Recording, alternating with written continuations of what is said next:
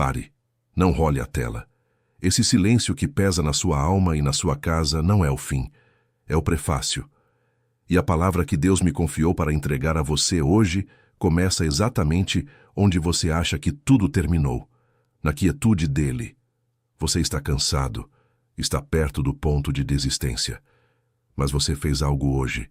Um movimento, uma oração, um suspiro que você nem deu nome. E esse ato abriu uma exceção no céu. Fique, porque o que ele está preparando em você é grande demais para ser revelado no barulho. Eu sei o nome do seu cansaço. E ele não vem do seu trabalho. Ele vem da sua alma. É um cansaço que mora no corpo. O corpo que não dorme, mesmo exausto. A alma que permanece em alerta, como um soldado em seu posto de vigia na madrugada, esperando uma ordem que não chega. Você deita, mas a mente não desliga. O sono é raso, interrompido, que você acorda às 3 da manhã com um aperto no peito que não tem nome, mais fatigado do que quando se deitou. Não foi esforço físico que produziu isso. Foi a longa espera por uma confirmação que ainda não veio. Esse cansaço contamina suas decisões. As escolhas do dia comum, as que deveriam ser simples, se tornam montanhas. Você hesita, você adia, e quando age, age no desespero, porque a clareza não chegou a tempo. A decisão que você tomou na semana passada, que parecia a única saída, no dia seguinte já tinha o gosto amargo do erro. E o padrão se repete. O mesmo ciclo. Em contextos diferentes, com pessoas diferentes, mas o resultado é o mesmo, como se houvesse um código rodando por baixo da sua vida que você já diagnosticou, mas não consegue quebrar. E o pior, o mais crítico, é o que esse cansaço faz dentro da sua casa. Ele entra com você pela porta. Sua esposa te olha, ela vê o peso nos seus ombros, e para não adicionar mais um fardo, ela aprendeu a não perguntar mais como foi o seu dia. Ela já sabe a resposta pelo seu silêncio. Seu filho, que antes corria para te contar as pequenas vitórias, agora sente a atmosfera, percebe que não há espaço em você para mais nada e se retrai. Sua neta, seu neto, procura seu colo esperando um refúgio de paz, mas encontra a solidez de uma estátua de preocupação. Sua casa sente, sua família sente quando você chega descarregando o peso do mundo, mesmo que você não diga uma palavra. E hoje, mais uma vez, você descarregou sem querer. Antes de eu continuar, preciso te dizer exatamente o que vai acontecer nos próximos parágrafos, para que você saiba por que ficar importa. Primeiro, vou te mostrar onde você realmente esteve nos últimos meses, de uma forma que finalmente faz o silêncio fazer sentido. Você vai se reconhecer no que eu descrever, não o geral, o específico, a noite específica, a decisão específica, a conversa específica. Segundo, vou te entregar 3 palavras em hebraico que ninguém te ensinou, e quando você ouvir a terceira, você vai entender por que chegou aqui hoje. Isso acontece dentro desse vídeo. Você recebe sem sair do lugar onde está. Terceiro, no final, eu vou declarar 3 nomes sobre você. Não uma bênção genérica, uma comissão específica com os nomes que foram registrados sobre você antes de você saber que estavam sendo registrados. Eu não prometo que isso muda sua vida até amanhã de manhã. Prometo que se você ficar comigo até o fim, você sai daqui sabendo de algo que não sabia antes, com algo específico na mão e com algo declarado sobre você que permanece depois que o vídeo terminar. Se você sair no meio, você sai sem o selamento. Não vale os próximos minutos fazer isso pela metade. Fique até o fim. Se essa palavra te encontrou, se você se reconheceu nessas 3 camadas de exaustão, faça um ato de posicionamento agora. Não para mim, mas para os céus que estão te observando. Comente aqui embaixo com a gravidade de um decreto. Estou aqui. O que você está vivendo é como uma semente no inverno. Ela foi plantada. A mão que a colocou na terra sabia exatamente o tesouro que ela carregava. Mas agora, tudo o que ela conhece é o frio, a pressão da terra dura, a escuridão completa. Não há sinal de vida na superfície. Não há calor. Não há chuva. Não há evidência externa de que algo está acontecendo. Para o mundo, é apenas um campo vazio e congelado. Mas a semente não está morta. Ela está em um processo que o verão não permitiria. A dormência não é ausência de vida. É a condição para que a vida que está dentro dela se prepare para a força que precisará ter quando romper o solo. O inverno não é o seu túmulo, é o seu campo de treinamento. O silêncio e a escuridão não são punição.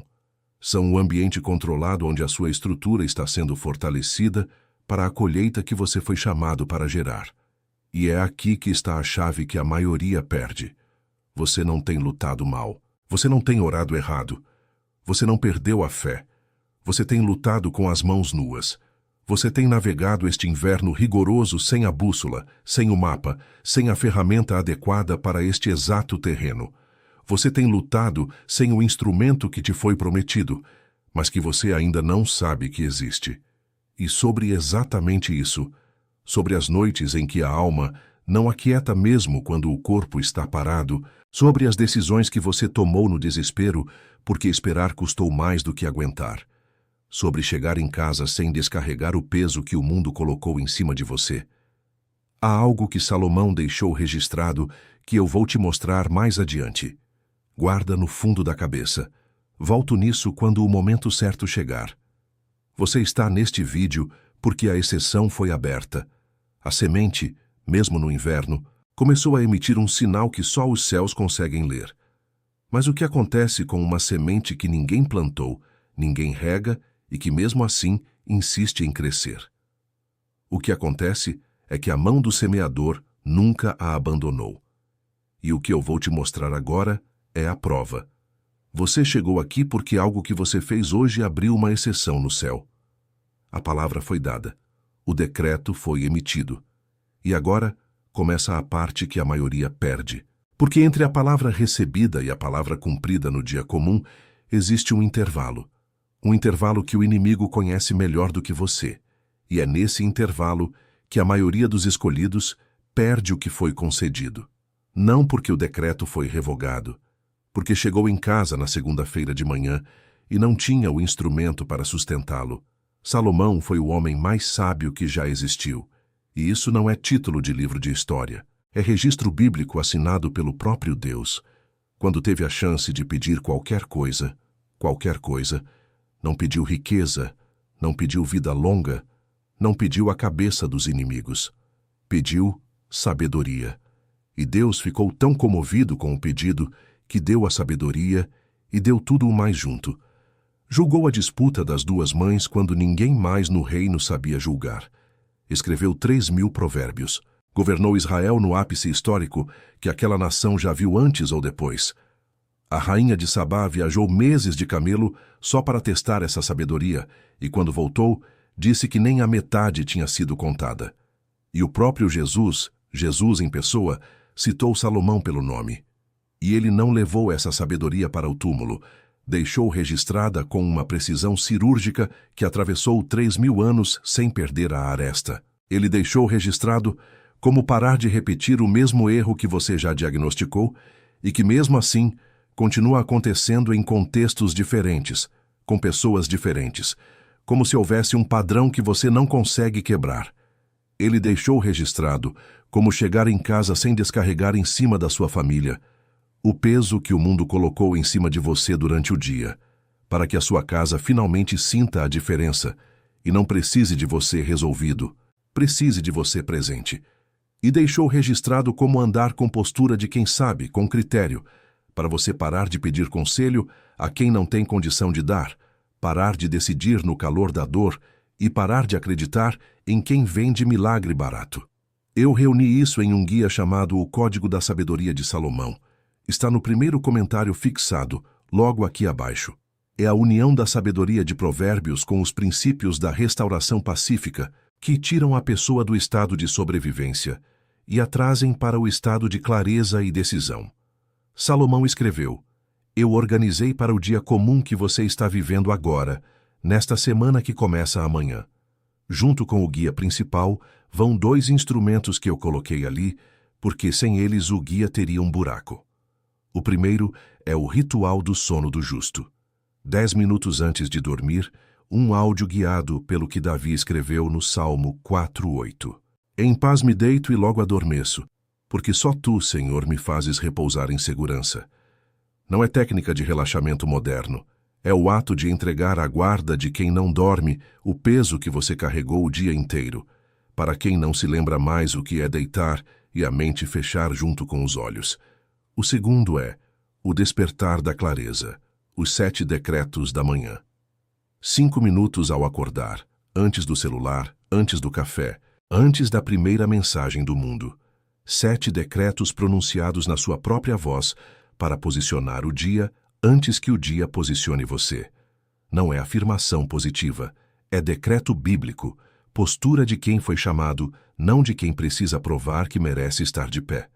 E o valor, menos que um cafezinho da tarde, menos que um almoço simples de sábado com a família, menos que um tanque de gasolina para ir à igreja no domingo. Eu coloquei nesse valor de propósito. Não porque vale pouco, vale o que Salomão deixou registrado por 3.000 anos. Coloquei nesse valor para que o único obstáculo entre você e o instrumento fosse a sua decisão de estender a mão. Nem preço, nem agenda, nem deslocamento. Só a sua mão em direção ao link. E tem garantia de 7 dias. Se você abrir, usar por uma semana e não servir, você manda um e-mail, recebe o dinheiro de volta inteiro. E aqui está a parte que ninguém faz.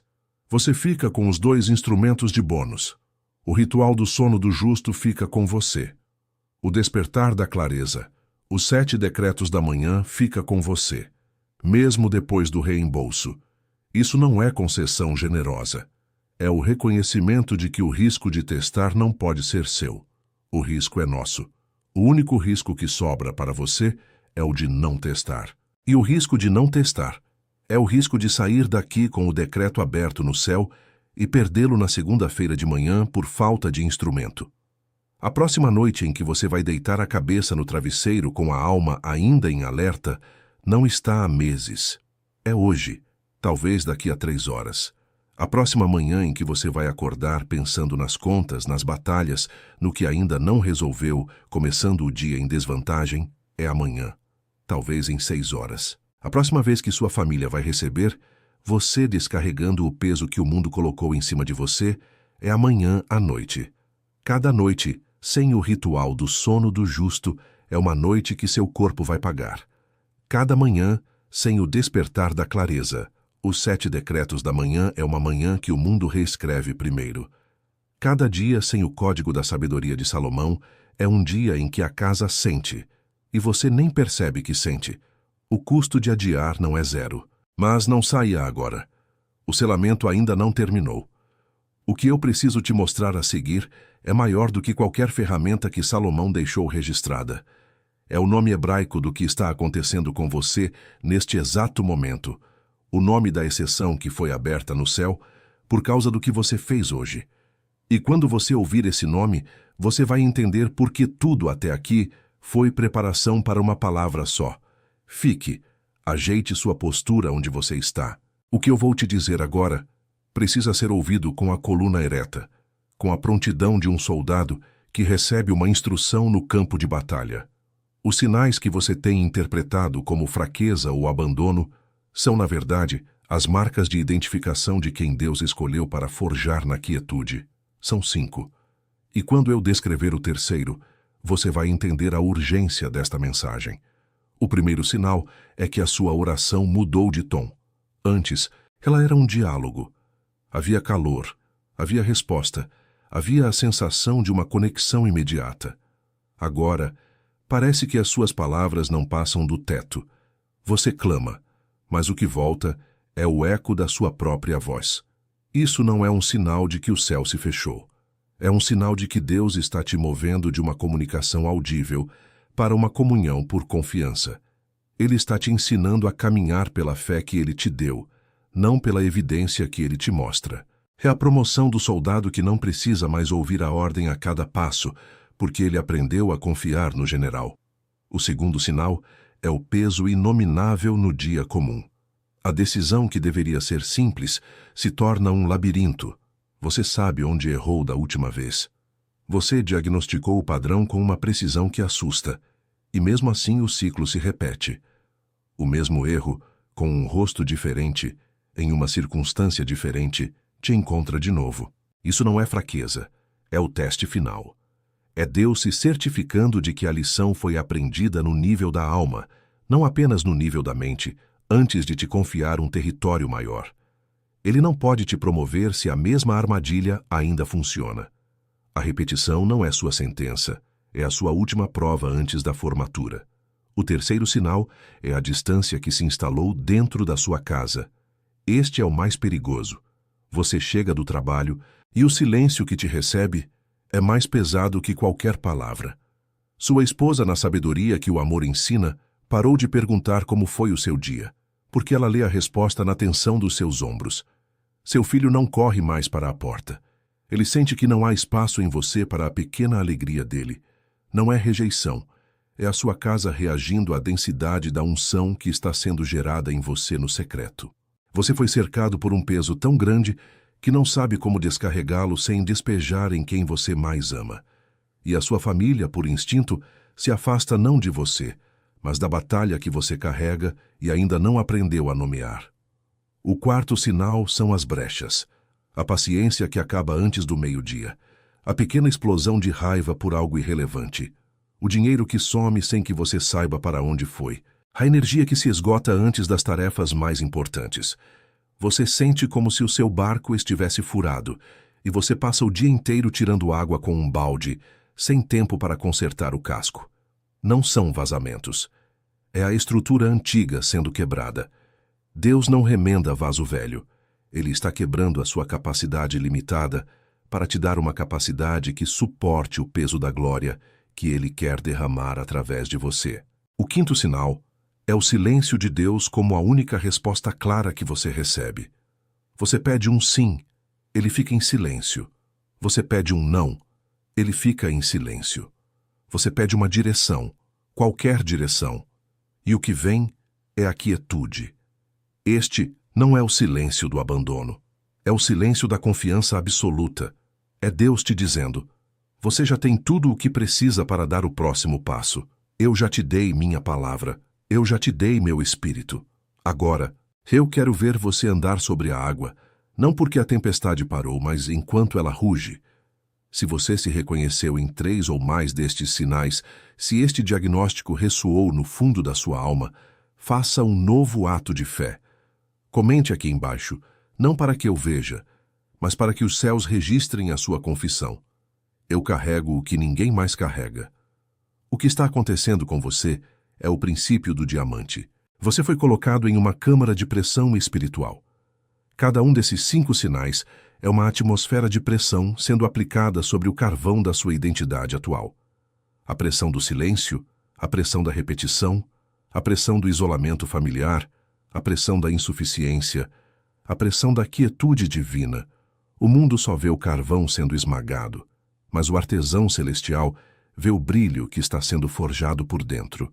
A maioria das pessoas quebra sob essa pressão, mas os escolhidos, aqueles que entendem o processo, emergem do outro lado não como carvão quebrado, mas como um diamante que reflete a luz do Rei. Fique comigo. Há uma palavra em hebraico que define exatamente o que você carrega. Não o peso, não a dor, o processo. E quando eu disser essa palavra, você nunca mais vai olhar para este período da mesma forma. Antes de eu te dar o nome hebraico do que você carrega, preciso te lembrar de uma coisa. Aquele mapa que Salomão deixou registrado, o que eu mencionei lá no começo, ele não substitui o nome que você vai receber agora. Ele te ajuda a sustentar o nome no dia comum, depois que o nome for recebido. É por isso que a ordem importa. Primeiro, a identidade. Primeiro, o nome. Depois, o instrumento para caminhar nessa identidade. Fique, a palavra está vindo. Feche os olhos, se puder. Onde quer que você esteja, se puder, feche os olhos. Respire fundo, não como um exercício de relaxamento, mas como um ato de rendição. E coloque a mão direita sobre o seu peito. Sinta a batida. Há vida aí. Há uma guerra aí. Há uma promessa aí. E o que eu vou te dizer agora precisa ser recebido neste lugar. Existe um arquivo no céu com o seu nome. Dentro dele, cada estação da sua vida está registrada, não com as datas do calendário dos homens, mas com os nomes que Deus dá aos processos. O período que você está vivendo, este inverno que parece não ter fim, esta quietude que ensurdece, tem um nome. Não é abandono, não é castigo, não é esquecimento. O que você tem chamado de silêncio, Deus tem chamado por um nome que, quando você ouvir, vai recalibrar cada um dos 5 sinais que eu te descrevi. A palavra é Dumi-Iaga. Repita comigo em um sussurro se estiver sozinho. Dumi-Iaga. As traduções comuns, as que você encontra nos dicionários, dirão que significa silêncio, quietude, mudez. E é por isso que a maioria não entende, porque o significado popular é insuficiente. Ele descreve o sintoma, não a condição da alma. O verdadeiro significado de Dumiá não é um silêncio de ausência, mas um silêncio de confiança expectante. É a calma ativa de quem espera a intervenção de Deus, sabendo que Ele está agindo nos bastidores, mesmo sem se manifestar no palco.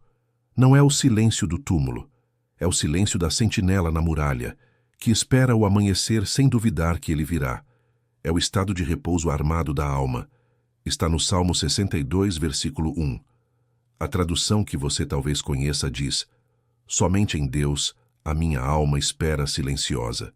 Mas no original hebraico, a palavra usada para a espera silenciosa é uma só: Dumiá. Somente em Deus a minha alma está em Dumiá. Dele vem a minha salvação. Davi não estava descrevendo uma ausência de som. Ele estava declarando um estado de espírito, um lugar de poder. O silêncio que você sente não é a prova do abandono de Deus. É o convite dele para que você entre em Dumiá. Ele não ficou em silêncio para você. Ele está te ensinando a ficar em silêncio nele. Ele está te movendo da fé que precisa de respostas audíveis para a confiança que floresce na quietude do seu caráter. Ele não te abandonou no silêncio. Ele te chamou para o silêncio, onde a verdadeira força é forjada. Lembra da semente no inverno? Ela não está em silêncio de morte. Ela está em Dumia. Ela está em um estado de confiança expectante, reunindo força na escuridão, se preparando para romper o solo na estação certa. O inverno não é o seu túmulo, é a sua câmara de Dumia. O processo tem um nome, e se tem um nome não é o fim. É uma fase. Agora que você sabe o nome do que carrega, eu preciso te mostrar que alguém carregou isso antes de você. Alguém que viveu em Dumiá por 13 anos. E o que aconteceu com essa pessoa no final desse período vai mudar tudo o que você pensa sobre a sua própria história. Prometi voltar a isso. É agora. O nome de José, filho de Jacó, foi escrito no seu arquivo celestial muito antes de ele nascer. O sonho que Deus lhe deu na juventude, o do governo, não era uma sugestão. Era um decreto. Mas entre o decreto e o trono, houve um intervalo de 13 anos. 13 anos de Dumiá. Vendido pelos irmãos, caluniado pela mulher de Potifar, lançado em um poço, depois em uma prisão. Esquecido por aqueles a quem ajudou. Onde estava o Deus do sonho? Ele estava em silêncio. E era nesse silêncio que a estrutura de José estava sendo forjada para suportar o peso da coroa. Você se reconhece na cela de José, na espera que não tem data para acabar, no sentimento de ter sido esquecido por Deus e pelos homens? José sentiu o que você sente, a frustração de uma promessa que parece ter sido revogada pela realidade. Ele olhava para as paredes da prisão e tudo o que via era o fim do seu chamado. Mas o que ele não sabia era que a prisão não era o seu túmulo. Era a sua sala de treinamento para o palácio. E aqui está o detalhe que a maioria dos cristãos ignora, e é a chave para a sua virada. José não ficou passivo na prisão, apenas orando por livramento. Ele usou de sabedoria prática, ele administrou a prisão, ele trouxe ordem ao caos.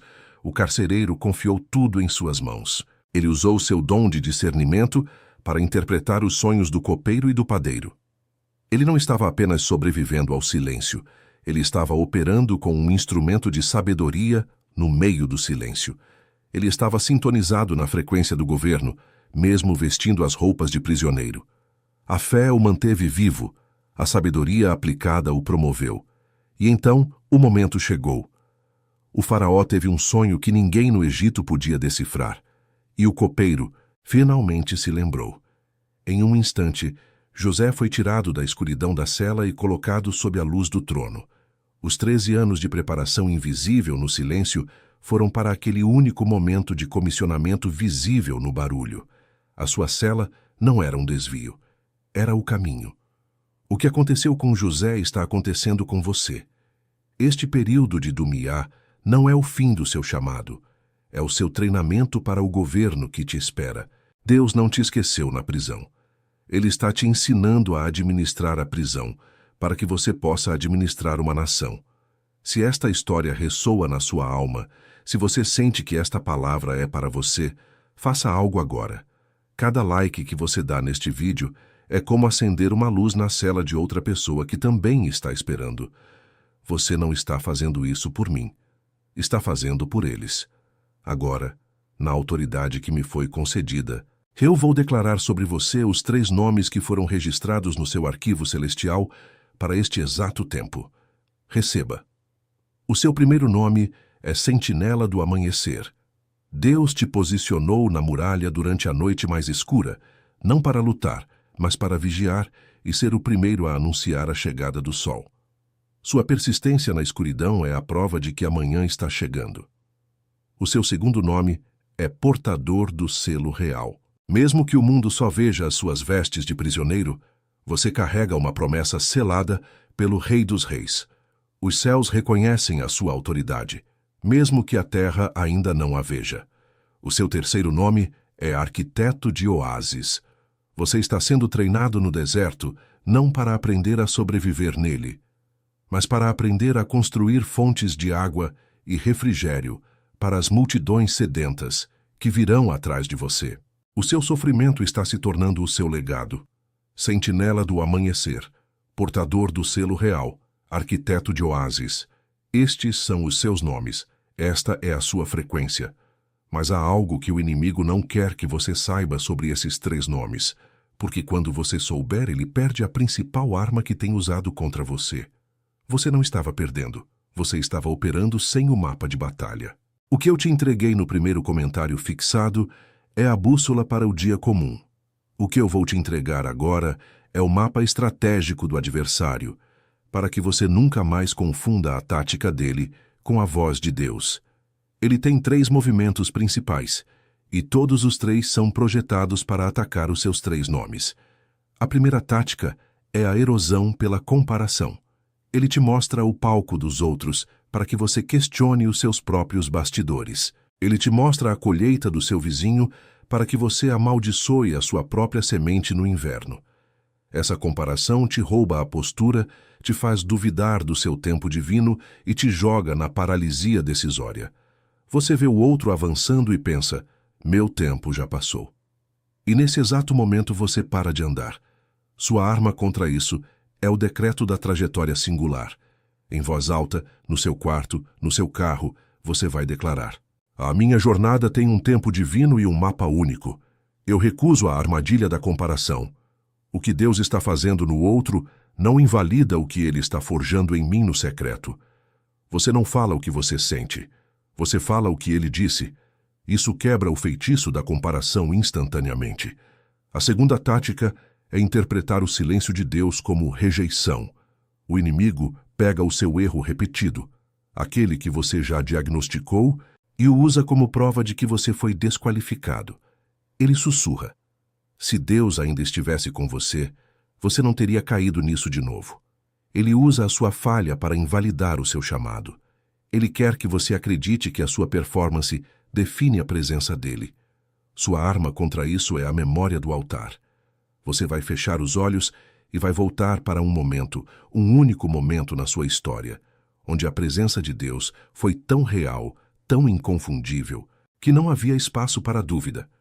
Aquele dia, aquela cura, aquela provisão que não tinha outra explicação. Segure essa memória, ancore sua alma ali.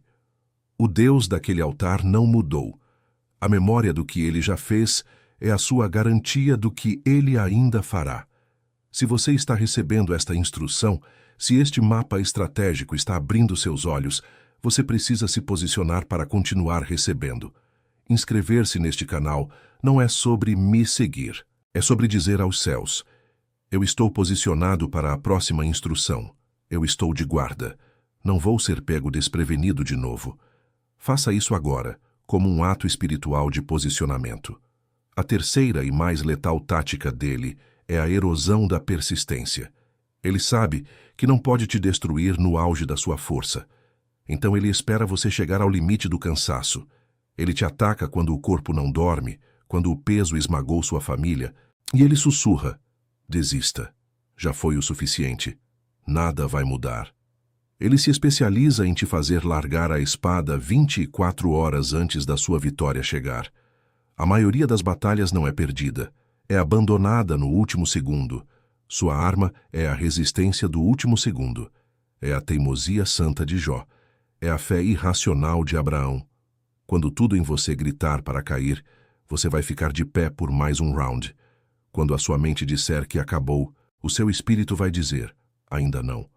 Você vai oferecer a Deus o sacrifício da sua persistência quando não há mais força. Porque é nessa última hora da noite que a sentinela do amanhecer cumpre o seu chamado e vê o sol nascer. Agora que você sabe com o que está lidando e com o que pode lutar, há uma oração que precisa ser feita. Não por mim, por você. E eu vou conduzi-la. Feche os olhos agora. Coloque as duas mãos sobre o peito. Respire fundo antes de continuar.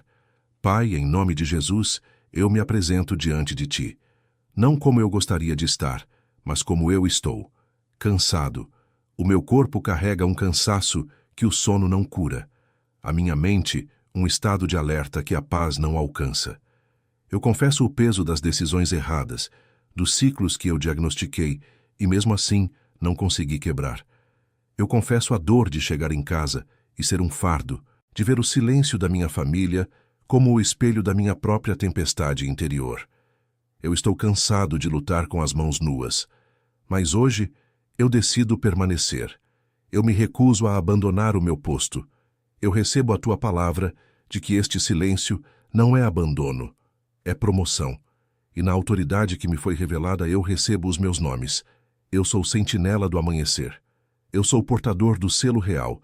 Eu sou arquiteto de oásis. E agora, Pai, com o coração aberto, eu me calo para ouvir a Tua voz. Fala comigo, Senhor. Meu filho, eu te vi. Eu te vi nas noites em que você olhava para o teto e o aperto no peito chegava antes do primeiro pensamento coerente, a alma já em vigília por uma batalha que ainda nem tinha nome. Eu vi a sua exaustão quando o sol nasceu e o sono não tinha vindo para reparar o seu corpo. Eu estava lá. Eu te vi nas decisões que você tomou no desespero, porque a clareza não chegou a tempo. Eu vi você acordar no dia seguinte com o gosto amargo do erro que você já conhecia e se perguntar por que continuava caindo na mesma armadilha. Eu vi o peso disso na sua alma, a voz da acusação dizendo que você estava desqualificado. E eu não concordei com ela. Eu te vi chegando em casa, carregando o peso do mundo nos ombros, tão pesado que não sobrava espaço para mais nada. Eu vi sua esposa aprender a não perguntar. Eu vi seu filho sentir a sua ausência, mesmo com você presente. Eu vi a sua casa reagir à guerra que você travava por dentro. Eu te vi. E a dor que isso te causou. Eu senti contigo. Nada disso foi para te quebrar. Foi para te preparar. A sua capacidade antiga não suportaria o peso da glória que eu estou para liberar através de você. A estrutura precisava ser forjada no fogo do silêncio, na pressão da espera. O carvão que você pensou que estava sendo esmagado, eu estava transformando em diamante. O tempo do inverno acabou. A semente que foi plantada na escuridão, que suportou o frio e a pressão, acaba de romper o solo. O que foi forjado em Dumiá agora será manifestado na luz. Você está comprometido. Você está comissionado. Você está enviado. Você está comprometido. Você está comissionado. Você está enviado. Você está comprometido. Você está comissionado. Você está enviado. Não diga amém ainda. Fique nisto. Respire nesta verdade. Sinta o peso da comissão e a leveza do meu jugo. A terra que parecia morta, produziu. A espera não foi em vão. Agora. Você pode dizer amém. O que foi selado aqui agora vai ser testado na primeira segunda-feira de manhã.